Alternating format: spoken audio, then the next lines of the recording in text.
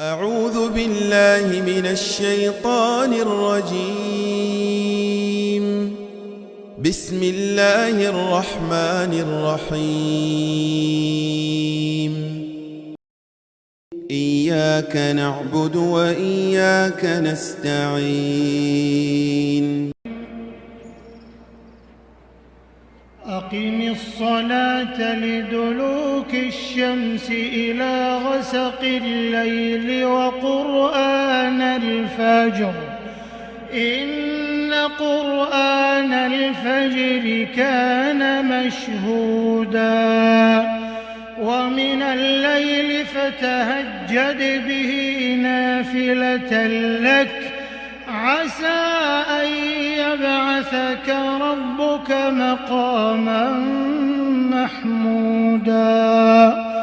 وقل رب أدخلني مدخل صدق وأخرجني مخرج صدق واجعل لي من لدنك سلطانا نصيرا وقل جاء الحق وزهق الباطل إن الباطل كان زهوقا وننزل من القرآن ما هو شفاء ورحمة للمؤمنين ولا يزيد الظالمين إلا خسارا وإذا أنعمنا على الإنسان أعرض ونأى بجانبه وإذا مسه الشر كان يئوسا قل كل يعمل على شاكلته فربكم أعلم بمن هو أهدى سبيلا ويسألونك عن الروح قل الروح من أمر ربي وما أوتيتم من العلم إلا قليلا ولئن شئنا لنذهبن بالذي أوحينا إليك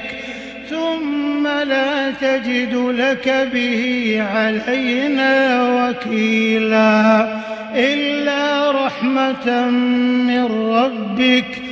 إن فضله كان عليك كبيرا قل لئن اجتمعت الإنس والجن على أن يأتوا بمثل هذا القرآن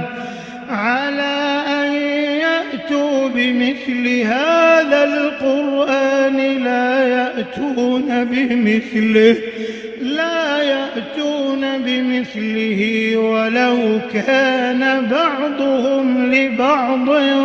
ظهيرا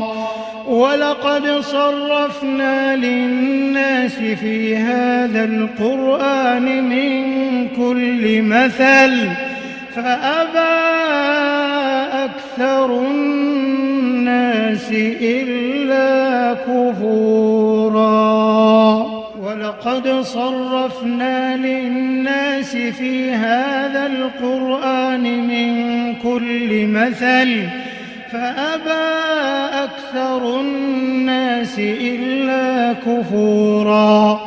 وقالوا لن نؤمن لك حتى تفجر لنا من الأرض ينبوعا أو تكون لك جنة من نخيل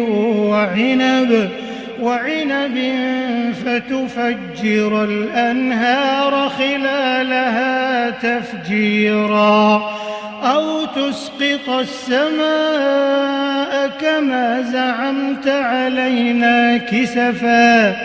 كما زعمت علينا كسفا أو تأتي بالله والملائكة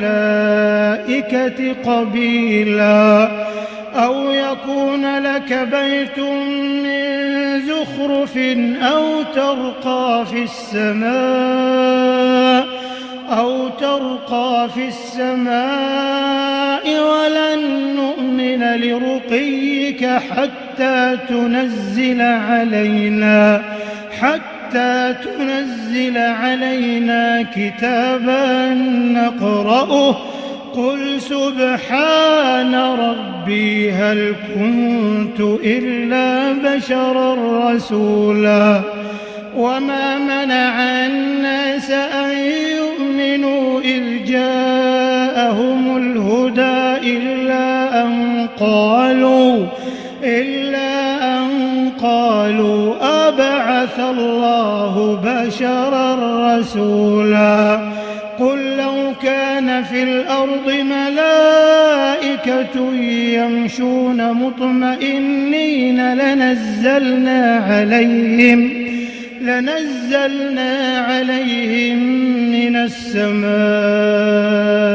ملكا رسولا قل كفى بالله شهيدا بيني وبينكم